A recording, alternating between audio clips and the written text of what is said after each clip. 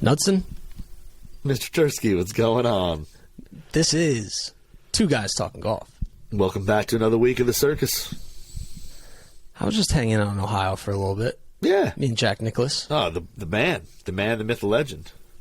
Dublin, Ohio. Muirfield Village Golf Club. Beautiful golf course. What do you think of that place? I've never been there personally, but from TV it looks beautiful. It looks amazing. I've like I said, other than seeing it on TV, unfortunately, even though it's fairly close to Metro Detroit, I've unfortunately never visited. So, one of these days, I would love to get down there and see it in person. I will say it looked particularly pristine and plush this year. Yeah? Yep. Nice. All right, so that was the intro about the golf course. Equipment news is absolutely going crazy this week, so let's get right into equipment. Yeah, I saw... No messing around this week. Nope. I saw you and Greg posting a lot of photos, a lot of stuff, so I haven't had the time to look at all of it, so some of it that you bring up may be a little new to me, but I'm excited to dive in, man. You don't go on golfwrx.com /forums/tour and pre-release? The funny thing is, so before I started working for Golf WRX, I literally lived in the forums. At any job I had, just refreshing all day. Yeah, it was just refreshing all day. And now that I work here, I don't have as much time to browse through the forums. I don't know about my other jobs; I just wasn't busy. But we were feeding the guys like you this week. Yeah, just all sorts of different equipment, testing, changes, new stuff, old stuff. So I guess I have a little list because there's a lot of stuff going on. I got to keep my head focused here.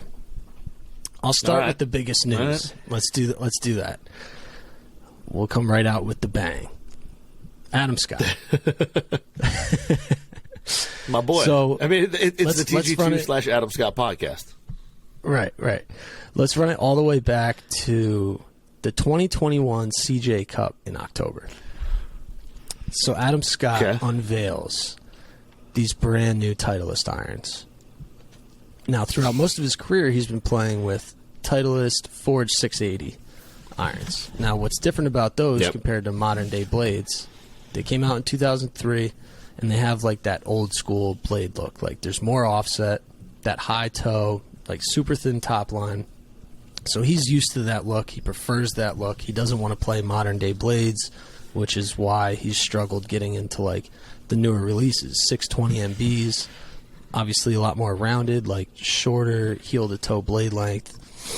That's not what Adam Scott's looking for. So Titleist, they built him this custom set. They call it the 681.AS's, a little play on, obviously, that they're custom-made for Adam Scott, AS, and then 681, the new version of the 680s. Basically replicas. Loved it. So he's been playing those since that event. He hasn't changed them out. It didn't look like he was dissatisfied, even when, like, obviously he's not fully on board with Titleist through the bag. Like, he's not sponsored by them. He doesn't have a 14 club deal. Nope. Even despite that, like, when he changed into TaylorMade Stealth Woods, he still had the irons in the bag. So I see him on Monday at Muirfield, Monday night on the putting green, and I'm like, I wonder what he's got in the bag. You know, he's not on staff with anyone. He's a free agent. He's been doing a lot of testing, so let's do a little update on what's in the bag. I hadn't shot it since the Waste Management, so went over there. Still has the 681s in the bag. They are still beautiful. just really good looking irons. I'm not personally like a huge fan of offset myself necessarily, because I kind of suffer from a hook and I just don't love the look of offset. But it's just like, when you look at these irons, knowing the backstory behind them and just how clean, simple they are, and they're for Adam Scott, like, just really cool irons. Still has them in the bag. Yeah. So I, post them in the forums, throw a little something on Instagram. Then me and Greg are hanging out. Greg Moore, Golf WRX photographer, the GOAT of What's in the Bag equipment photos. Me and him are hanging out Tuesday morning, and he comes up to me. He's like, Cameron Tringale's saying that the photos we posted of Adam Scott's irons are not the irons that he has in the bag. And I was like, Cameron Tringali, I think, might be wrong, because it was literally last night, about 12 hours ago, when I had them in my hands, like personally, and they were the Titleist 681.ASs. Yeah. But in the back of my mind, I'm like, all right, I'm going to have to look out for Adam Scott's bag here. I gotta see what's going on, because like that would be weird if Cameron just said that. Like maybe he mistook his bag for another bag or something like that. But I needed to know what was going on. So for some reason, I kind of missed Adam Scott like prior to his pro-am. Like I didn't see him on the putting green, didn't see him on the range. I only saw him walking up to the first tee, and once I saw him, I scurried on over there. There's a bunch of camera people and just, first tee, there's always stuff going on at first tee. So I kind of had to weasel my way in so I could get a look at the bag. And I see these irons, and they're basically just glowing. And they have his logo on the back, and only his logo.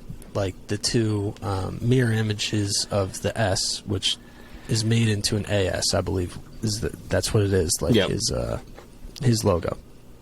So I see these irons sitting there, and I'm just like, what are those? So I couldn't get like in-hand pictures or anything like that. I couldn't ask him about it because he's on the first tee, all the hustle and bustle. So I wait for him to go play the hole, and then I run up to meet him up on the green, and his bag's sitting there. He's there. I'm like, hey, you mind if I shoot a couple shots of the irons?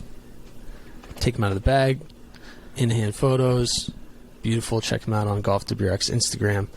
But I still have no idea what they are. Like, they say made in Japan on the hosel,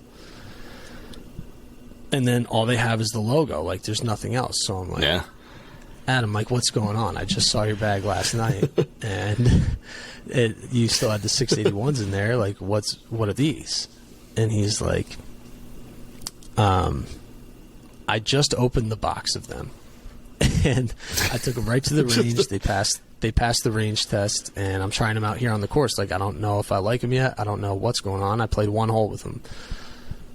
And I was like, well, who made them? He was like, Miura. I was like, why Miura? And he was like, well, I actually asked a bunch of different companies kind of at the beginning of the year to make me some custom irons, and these were the first ones that showed up, and they just showed up. And he was like, they got my logo on them, so obviously I got to try them. So that was that, and then he goes over to the second tee, and I'm just like, okay, I'm going to catch up with him after the round. I'm going to let him put the irons through the paces, and I'll catch up and see what happens. So immediately after the round, he goes over the range to do some more testing. And as he's walking to his car, he's ready to leave. I'm like, all right, Adam, you got to talk to me a little bit here. So I interviewed him for about 5 minutes, and he was just telling me the whole backstory and basically what he was looking for and why he was even interested in going away from the 681s. It had nothing to do with aesthetics or feel or anything like that. He loved those irons. He wanted a flatter sole. Now, the 681s probably only have about 2 degrees of bounce to begin with, but he wanted something flatter because he said, he was like, I'm going to get into some nerdy stuff here, but I went back through my stats from like previous years, and in certain turf conditions, he was like Bermuda and also like really firm ground. And obviously with the Open Championship coming up where they play on firm ground typically, he's trying to rid himself of those issues and going with flatter bounce. And if you take a look at the photos of these custom one-of-one Miura irons, you can see how flat the soles actually are. Yeah. And if you look at them from address, I mean, we have photos on up in the forums and on Instagram. You look at the photos from address. I mean, they're not perfect replicas of the 681s or the original 680s, but they just have literally Adam Scott written all over it, and you can just tell it's like exactly what he's looking for. High toe, lots of offset, thin top line, and super long, like heel to toe blade length. Yeah. And I will say, I don't know if we've ever had so much traction on an Instagram post on Golf WRX. I mean, people are just going crazy over these irons because, like, one, they obviously look pretty cool. And two, it's just like the intrigue of it. Like, as soon as you see the irons, it's like, I need to know more. Like, what is going on? Oh, yeah. So that was a pretty cool story, and it's about as exciting a story as you can get in the golf equipment world on that one. Yeah, the interesting thing is, like, I kind of pulled up the photos you took of his original bag with the 681s in them, and then kind of looked at them side by side right here, and they are really close. I mean, they're really similar, especially like the amount of offsets, really close, all that. The Muir's maybe even a bit thinner top line wise than the 681s, which is pretty crazy to think. They're very thin. They're like, especially that 4-iron is just like dangerous. The toe looks like it's just maybe a hair more rounded than the 681, but overall the shape is awesome. I see what you're saying about the sole, because it's super flat. There's like the leading edge has like just a little bit of an angle to it, and then it basically goes flat. So it probably has that initial contact, helps get through the turf a little quicker, and then that flat sole, reacts how he wants it to. But you're right, the soles, I bet they're pretty thin. The photos make them look like they may be a hair thicker than the 681s. But you're right, there's very little bounce. It's just got that leading edge bevel that probably helps it kind of get through, maybe a little bit softer condition, a little better. But, I mean, how sexy are those things? I mean, just like the AS logo on them, nothing else, blank blade. Just, they're pretty good. They got to feel so good, too. Yeah. I wouldn't recommend amateurs play with these, because you're just going to dig yourself, a hole to the core of the earth with those things. They're a little bit sharp. I would recommend going something more bounce, wider sole. That's a lot more forgiving. But he was even unsure whether he was going to put them into play when I talked to him Tuesday, so I kept my eye on them. On Wednesday, they were still in the bag. And then Thursday, I woke up to an Instagram post from Adam Scott Official on Instagram that just said, putting the irons in play. Wow. So there you go. He unboxed them either Monday night or Tuesday morning. He didn't clarify exactly when he unboxed them, but they basically went from the box to the range, tried them for the first time this week during his Tuesday Pro-Am round, and went right in the bag on Thursday, and he shot 200 par. Now, if I'm the Titleist team with the guys who probably work super hard on the irons, I might be a little upset. That's all I'm saying. Well, just a touch. I mean, they probably spent so long, and they came out so good. They're so beautiful, but he didn't switch because he didn't like the irons or some sort of like flack against Titleist. He just wanted a flatter sole. Well, and the other part of that, too, is that you build him those custom irons and then you didn't renew his contract. So, I mean, now he has other than that hard work. We don't know whose decision that was. True, we don't. But other than that relationship, those relationships that he's built and all that, and the hard work that went into it, why does he have to? He doesn't necessarily have to play him anymore. But the other thing I'm interested in is because he said, I reached out to a bunch of companies about building some custom irons, and these were the first to arrive. Meaning, to me... That means he has more coming? Yeah, exactly. There might be some more coming, and we could see some wild stuff in Adam Scott's bag in the next few weeks. We really could. Now, what he said was that them just putting his logo on it was a surprise. It's not something that he asked for. Oh, really? Oh, that's interesting. Yeah. That's kind of cool. Because, they could have just stamped the back Mura and... maybe did like a smaller little AS up in the toe or something like that. Right, just that's like a little AS stamp on the hosel or something like that. But no, they went the mysterious route. They probably knew. Like when he unboxed them, him seeing it would like up the chances of him trying them immediately. And then they probably knew that sites like us were going to go absolutely ballistic over them. So very smart. So do you think marketing and designing by the Muir team? For sure. I mean, so do you think now? So remember when Tiger first left Nike, went to TaylorMade, and he had the TG or the TGR blades? TGR, same thing. Yep. Had no logos other than his TGR. We were all trying to figure out who made them. Yeah. Yep. And now we see Adam Scott with these, which we know are Mura, but just his logo. I think we're going to start seeing this happen. The more free agent guys out there, and now granted, you're going to have to be a fairly big name, but how many more? I think we're going to start seeing these sets pop up a little bit more now that people know they can get them done.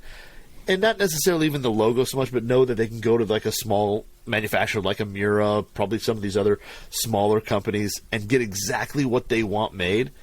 I think we're going to start seeing more of these pop up.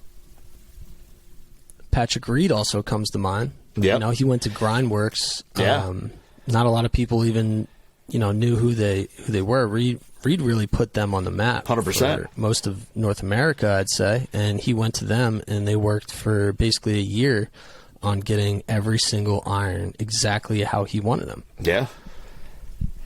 So I think he might be onto something there. Now. Yeah, I mean, we could be seeing who's the next big free agent that's sitting out there that hasn't, doesn't have an iron, a club deal. We could be seeing, some more custom irons hitting the bags here. So, but I love these things. They're sweet. I'd love to have a set of those to hang on the wall. Custom irons get me going. Love it. Especially you throw that mystery in there, like just a logo. Yeah. Fire. You want to capture my attention, that's going to do it. So we do have an ad read from our wonderful sponsors. You want to hit them with that right now? Yeah, I mean, we're talking Bridgestone golf balls. So, the new Bridgestone Golf, new line of Tour B golf balls have this new Reactive IQ cover. And Reactive IQ is a smart cover technology that reacts to the force of impact. So giving you more control, more spin.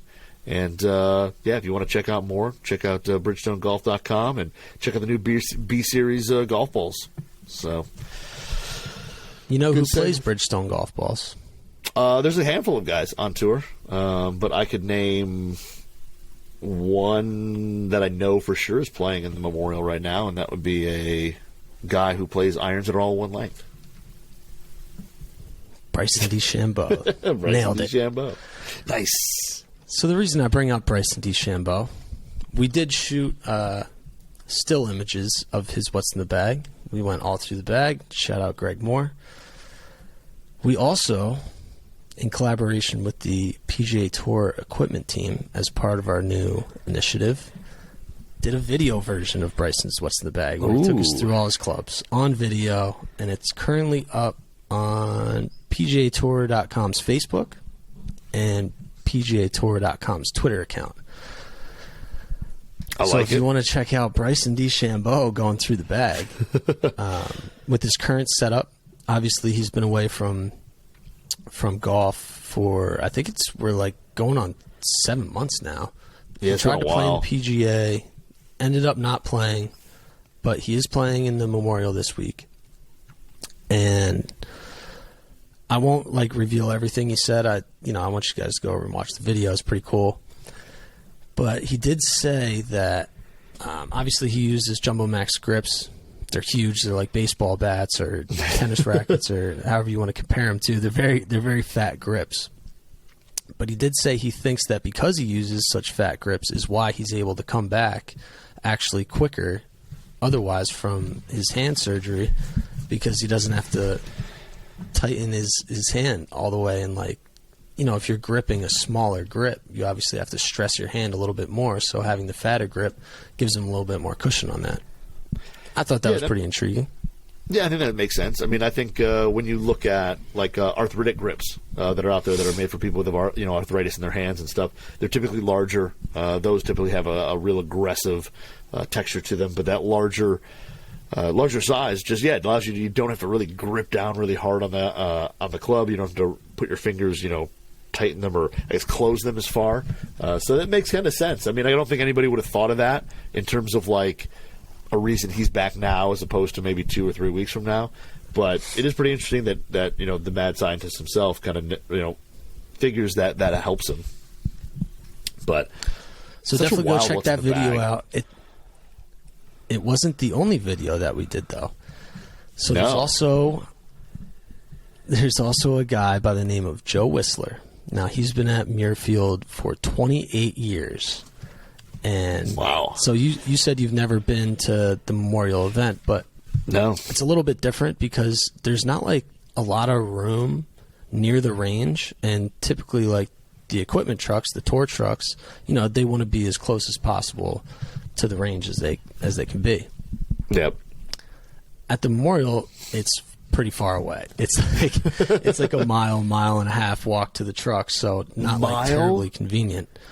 It's pretty far, yeah. You like need a cart, or you got to be in good shape to be going back and forth all day. Holy smokes! But underneath, like the little fitness center, like right behind the range, Joe Whistler has a build shop. It's like kind of in the building. It's like in the basement of the building, and there's a cart barn there, and there's just like a little small door over right when you walk in, like the garage over to the right, and it's just hanging out in there. And he has a build shop. He's an absolute gem, this guy, Joe, just full of stories. He tells some stories about Hideki and Jack Nicklaus being in there tinkering with stuff. So in an MTV Crib style video, with another collaboration with us in the PGA Tour, Whistler takes us through his build shop and tells some stories, and it's a really, really cool video. It's up on the PGAtour.com Facebook. Definitely check that out. Just one of those guys, you know. He's seen it all. 28 years building clubs. It's so cool. He calls it I think he calls it Joe's Place, the shop, or Joe's that's shop. Awesome. Joe's Place. Yeah. That's so cool. Yeah. I got to think of a name for really my cool shop. Video. You don't have a name for it yet? Well, no, it's just in my basement. You could call it One Guy Building Clubs. Oh, makes me feel so lonely. Makes me feel just a lonely guy down here. But that is pretty cool. I definitely want to go. Like, one, I got to go see the video because, again, if you don't know, I literally walked off the golf course and started recording. So I have not seen the video yet. I'm definitely going to go watch it. And then two, I haven't watched it yet, but I want to go visit this shop. Okay, so I have 1, 2, 3, 4 more pieces of equipment news. All right, a lot going on. Not necessarily news, but either way. So, item number 1 of 4 left. Carlos Ortiz. Okay. He is a member of a slightly large group, actually, of tour players who still play the Ping S55 irons. Oh, wow, yeah. What's been your experience with S55s? They weren't very easy to hit. They were definitely not a forgiving iron. They're pretty small. Not blueprint small, but they're small. The other thing is, too, is I think a buddy of mine, him and I, for whatever reason, were actually just kind of talking about these irons recently. And he was saying that he believed that they were actually the first ones to be cast out of a slightly different stainless steel. But I want to say that they had kind of like a slightly clickier feel to them. From what I remember, they weren't the softest iron in the world. They were a little firm, and they weren't easy to hit. But for the players who could hit them, they seemed to like them. They were a lot of Tour Pros bags back in the day. That's really funny that you guys just had that conversation about the feel and the material, because that's basically exactly what Carlos said. So he was kind of just hanging out near his bag. He was getting ready to putt, and I was like, all right, I'm sick of this. I got to ask someone who plays S55s why they still play them. Because Bubba still plays them. Matthew Fitzpatrick still plays them. And I think there's like a couple more. I mean, there's a lot of S55s still floating around out there. So I was like, all right, I'm sick of this. I got to know what's going on here. Because he has a mixed bag. He has 3, 4, and 5 are eye blades. And then the short irons, he goes with the S55s. And what he said it's all about the material. He's like, they used a different material on that back in the day. And new irons, they're a little softer. He's like, that's great for long irons for me. You know, they produce a little bit more height. You get a little bit more distance. He's like, that's great. New clubs are great for the long irons. But he's like, when it comes to the short irons, that's not what I'm looking for. He's like, I want control. He's like, I want reliability. I don't want to hit it any farther. I don't need to hit it any higher. And I still like the look and feel. And you're right. They did use a different stainless steel. I don't want to mix it up, but one of them's 431 and one of them's 17.4. Yeah. Like, very slight differences, but, you know, to these guys, looks and feels small changes, like that's everything. So I just thought that was like really interesting to kind of finally get that answer, and him just being able to identify the material difference and basically saying that he doesn't want new technology in his short irons. Just it was just really funny. And it's also amazing that a guy like at his level can look at a slightly softer feel, and then also, the softer feel, this metal, whatever, they launch higher, they go further, and I don't like that in, 6 down. He wants that click. That's so interesting. But yeah, like I said, I remember they were not the softest irons in the world. But yeah, my buddy Leaf, who lives in St. Louis, was the one who we were talking about the irons, and he mentioned that, and he's like, they were the first ones to be same thing. I don't remember exactly which metal. I'd have to go look at the messages, but and I was like, that's why they had that firmer feel. Of all weeks, you guys decide to have that conversation on the same week that I talked to Carlos about this, and that's exactly what he says. He's had these irons in the bag for 9 years. I never asked him about it. in the week you and Leaf are talking about it. That's just how the world works sometimes. It's so funny. That's right. All right, moving along. That's right. I got 3 left. Colin Morikawa. He's been playing a TP Juno blade style putter for basically since he hopped on tour. Has he done much experimenting with other putters? I always remember him using the Juno. Yeah, I feel like there might have been a time where he used like one of those like red Ardmores or something like that back in the day, but I might be mistaken. But yeah, he has not switched much since he came out on tour. Well, he just switched this week. Well, he did. Here we go. No more blade. The blade putter's out. I had the feeling that he was going to switch because he's like been testing here and there, and then he came out with 3 mallets this week that he was basically trying to decide between. And so I was keeping my eye on him all week, and then Wednesday, that's typically the day where it's like you start to see what decisions guys are going to make. Yeah. He had 1 putter in the bag, and it was mallet. It was a mallet. So I go up to him, so what's the decision on the putter? What do we got here? And he let me take some photos. It's a Spider GT rollback.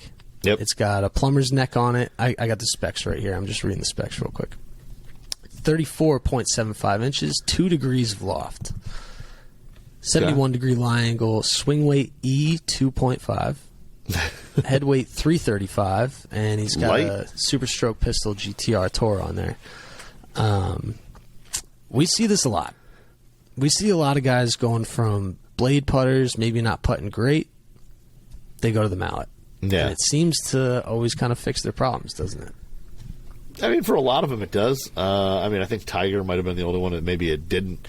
But yeah, the rollback, you're going from... Although he almost won that PGA Championship against Brooks Koepka with that was the Ardmore he had in there, right? A little mallet style. Yeah, the fangs. But yeah, the rollback's really nice, man. It's got that tungsten outside, so on the perimeter of it. So it's super high MOI, super stable if you don't try to get absolute dead center. And I think, guys who are struggling a little bit move to these mallets. 1, for it probably feels different as it rotates through the stroke.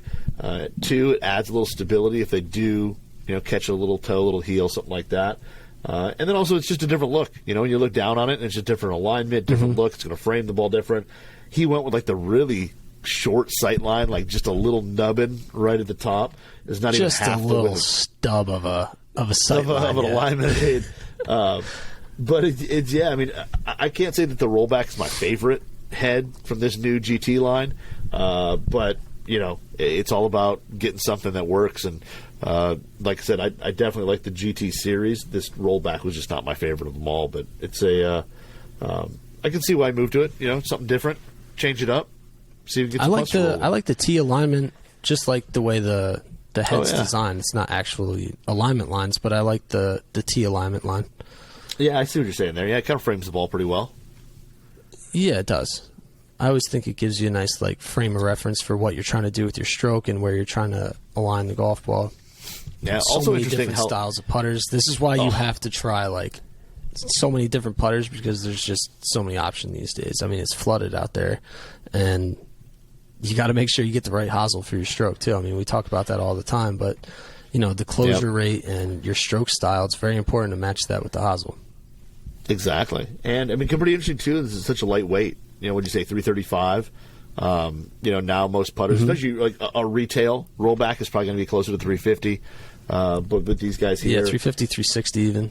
Yeah, I mean, heavier has been just kind of the trend lately, but 335 is definitely light. I think if a lot of people pick this thing up, they'd kind of be like, "Whoa, like what's going on?" They would definitely notice it. So, pretty interesting that he goes to kind of a little bit more old school, traditional weight in the putter head. So, sticking on flat sticks, it's a pretty interesting. This is an interesting one. One of the most prolific putters on tour is the Odyssey White Hot XG Rossi. Yeah. Which belongs to Brandt Snedeker, who's made over $40 million with the putter. That's why I call it the most prolific putter. One of them, obviously, Tiger Woods is probably leading. Maybe Jordan Spieth's putter is up there. Stricker's putter is probably up there. Yeah. What else? We got any other ones on that list? Faxon played that. Faxon. Jack Nicklaus played a George Wizard for like most of his career, but the prize money wasn't what it is today. True. Back then. Yeah. So, I mean, $40 million's a lot to win with one putter. And now it's out of the bag. I don't think anyone, including himself, thought he would ever switch. So we saw him switch into this weird little Odyssey center-shafted putter last week. And this week I was like, okay, whenever I see Sneds, I got to get some in-hand photos of the putter, and I got to talk to him. I need to hear this backstory. Yeah. Because my roommate actually works for Second Swing. And he had some inside info that he let me know about that they shipped Snedeker out an Odyssey White Hot XG number 8, which is the putter that ended up going to play. So I was like, was Snedeker just like sitting online one day and bought like a super used putter for $28 online? Like, what's the deal here? So no, he doesn't have the exact one from Second Swing in the bag. He bought that as a backup. The one he's actually playing, he stole. He said that he borrowed. He said that he borrowed from a buddy that he's always played golf with in Tennessee. I guess it was like his old trainer. He used to be his trainer, and now they just play golf together. But he said that was the putter he used, and he has about 4 or 5 of them. And he was like, every time I played with him, I kind of gravitated towards the putter. I wanted to try it, and one day he was like, hey, you mind if I, actually try it out, take it home, whatever.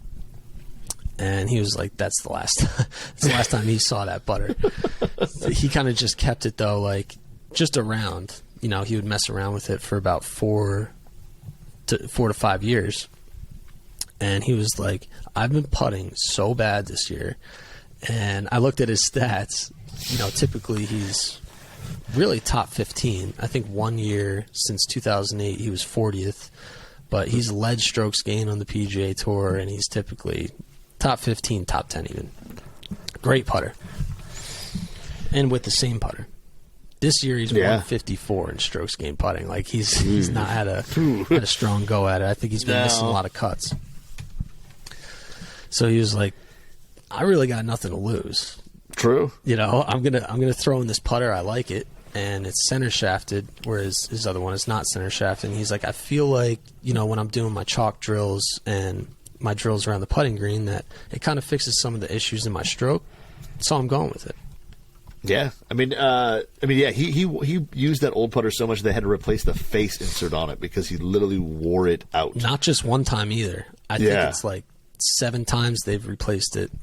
And that's what I asked him. I was like, "What's the deal with the Rossi?" He's like, "Well, we're actually getting a fresh insert in it right now. Like as we speak, they're building it, putting a new so one. He might not be all the way committed to this XG number 8, but." I just thought it was probably cool from his buddy's perspective because he was probably like, that bastard.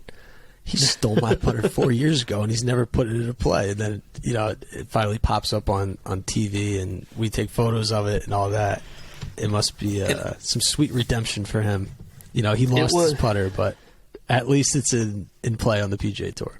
And it's in good hands. But it's just, man, this number 8 was, I want to say I might have been doing Callaway demo days at the time when this putter was released. And I remember having this thing in like the demo bag, and no one would touch it with like a 10-foot pole. This had to be on a clearance rack of every shop 2 years later. It's just, it's got such a funky look. It's like you said, it's center shafted or very close to it. It's got like a little, it looks like it's got a chunk of metal that comes out of the middle. Because it's basically like a blade. It's got a little roundness to it. But the chunk isn't a chunk of metal. It's hollow. Like you can see through it from the side. And it's just the not acoustics a putter of it have to be weird. It's a really goofy looking putter. It's just not one. No offense to the Odyssey team. It's like it kind of reminds me of almost like a mini golf type putter. Yeah. And even he admitted he was like, listen, they were never going to sell a lot of these, and there's not a lot of them floating around, so they're not like terribly easy to find. And when I looked just to see how much they were going for on eBay, just so I knew. There is like one listed, and it's for $54 right now, which I feel like is high. If you want to try what Snedeker's using, you can go over to eBay and clip one off. You could probably bid them down or barter them down to like $27. You could get a Snedeker's putter.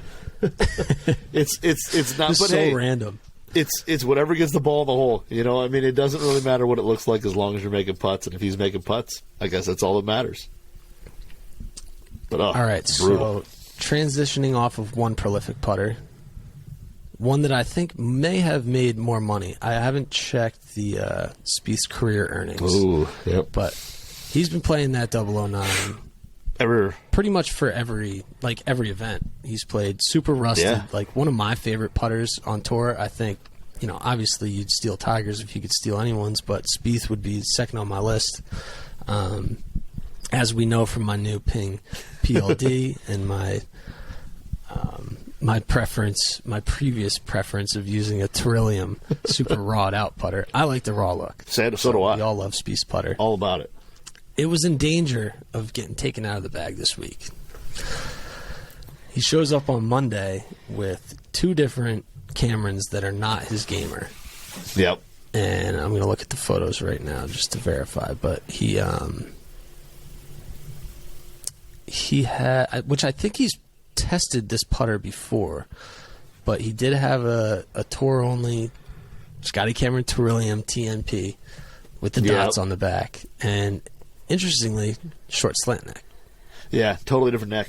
Yeah, it's like your Santa Fe, really. I mean, that's basically what it's kind of modeled after is the Santa Fe. Yeah, it is.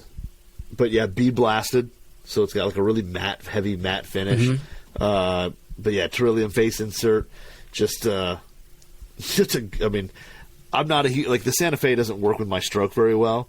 I like the look of it. It just doesn't work for me. In terms Listen, just because I played it for 8 years doesn't mean it works for my stroke. But that putter is just super cool, man. I mean, just really cool. Like I said, that bead blasted finish, that deep gray is just really Initials cool. stamped on the face too. Yep. Beautiful looking putter. And then he was testing another 009, like blacked out. Yeah, all black. And he's just got like the orange tour only crown in the back cavity. Yep. Pretty clean putter. I mean, clean underside, clean sole, blacked out, just a white alignment line up top. So he was like giving these a test on Monday, and then by Tuesday he might have still had them in the bag, and then by Wednesday they were all They're out. Gone. He had the 009 back in, the trusty rusty. So I'm sure the 009 putter was a little bit nervous that it was going to get taken out of the bag. It was shook. But sometimes that's what you got to do. You got to scare the putter into making some putts for you. 100%. I mean, that's why when I go on like my guy's golf trip, I bring 2 full bags of clubs. So when something doesn't go right, you can make a switch. Or maybe the threat of, hey, I could make a switch is there. But, yeah, pretty interesting. I mean, you can tell what head chip he likes. He likes that 009, the standard Newport, for us mortals who can't buy a 009 or get their hands on one. But, yeah, just interesting. He's testing 2 different necks. I mean, like you said, the plumber's neck 009 looks pretty much the same. It'd be interesting to know what the difference is. Like, is it a different head weight? Does it have something with, a different milling? The milling looks the same as what he has, but it'd be interesting to know what the big difference is there. And then the flow neck just is going to have a different feel. I mean, it's got a little more toe hang, and it's going to have a different little different feel throughout the stroke. So, yeah, but not shocked that the old gamer, the old trusty, went back into the bag. Not shocked at all. It was shocking to see that he was even considering taking it out, especially that he had like a short flow neck. Very interesting. I got to talk to him next time I see him to figure out what he was thinking. Yep. Even trying it out. Maybe it was just something he saw around like one of the Scotty Cameron bags, and he was interested by the neck. Maybe he saw his buddy JT was going with the short flow neck, or something like that piqued his interest. But he's had a plumber's neck basically his entire life, I'm sure, and especially ever since he came out on tour. So to see him with the flow neck, it was just like, I was taken aback by it. And a beautiful putter. But it will not be seeing the light of day, I'm sure. I'm sure he's going to stick with the 009, so you're safe, bud. You can take it easy. Rest on your 50 mil or whatever he's made with that putter. So that's all I got. Money. That's my equipment news for the week. That's a pretty good one, man. There's a lot going on. I mean, there's even more is the scary part. I mean, there's still even more than that, but those are the big ones. But yeah, man, that's a lot of cool stuff. A lot of big names, moving some equipment around. And it's just kind of fun. I think it's kind of fun to see guys like Spieth and, those guys put in new equipment, guys that have kept stuff for a long time. It's just always exciting to see what they actually go with or what they're even trying, and just kind of speculate what they're trying to get out of it. But good week, man. Good work down there. Here's my suggestion to all the listeners. I don't often give suggestions, but I would go over to the Golf WRX Instagram and check out Adam Scott's irons. That's all I'm saying. Yeah, they're fire. They're absolutely fire. Works of art. I just want like a 7-iron.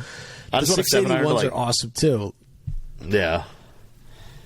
I just want a 7-iron or something that's what I was telling hanging on my wall back here.